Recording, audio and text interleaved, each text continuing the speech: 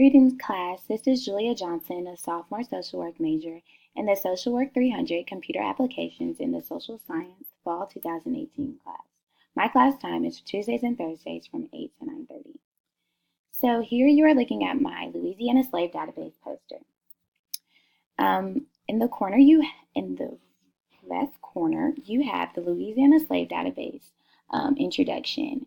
And basically this is just telling you that the database is conducted by Gwendolyn Midlow Hall, and she spent 15 years of her life in courthouses in Louisiana, Spain, France, and Texas, seeking all records of slave transactions and recording them into computers. And then you will look at my abstract, and my abstract is basically telling you how there is 100,000 plus entries documenting people who were enslaved in Louisiana from 1719 to 1820, and that each record in the database describes an individual and their own personal experiences. Next, you have the methods, and the methods consist of, again, over 100,000 records with approximately 114 fields displayed. And below I have various fields that I have displayed for this, and they include location, the estate of, the sex, the age category, the language, the birthplace, the race, and various things like that. Okay, so now onto my results. So you'll see for figure 1, you can zoom in here, okay? Yes, so for figure 1, I chose to do a bar graph, and it's displaying the African region of the slave. So this chart is showing you 7 different variables, and basically it's showing the percent of those variables and who has the highest amount for the region of the slave and the lowest. And this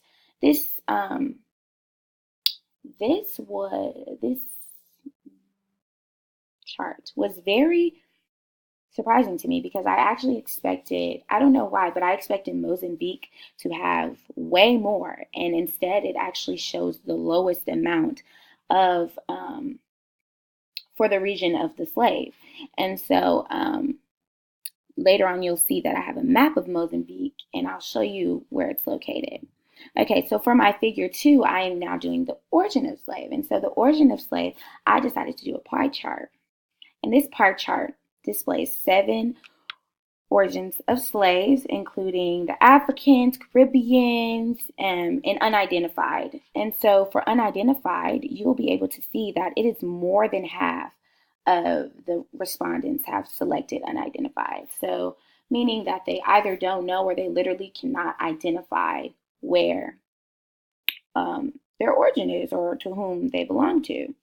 And so yeah, the percentages were very surprising to me as well. And then for my figure 3, move on over, you will see here,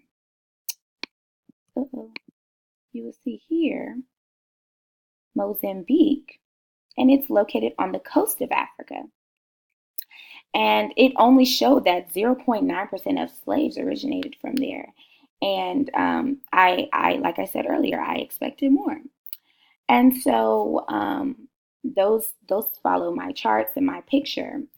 And so in conclusion, basically this whole database was collected by Miss Gwendolyn. Of course, she had help from others, but much credit goes to her because of her hard work and dedication while creating this, very long, drawn out process of a database, and so Miss Gwendolyn and her team have now helped historians, students like myself, and the general population by creating this very insightful database. I learned not to be so stereotypical when it comes to slave information. Originally, like I said, I would have thought more people came from Africa, but I actually learned not every slave came from Africa. Many came from Jamaica, the Caribbean, and so that information was very informative. So I hope you all understand a little bit more and enjoyed my presentation. Thank you for your time.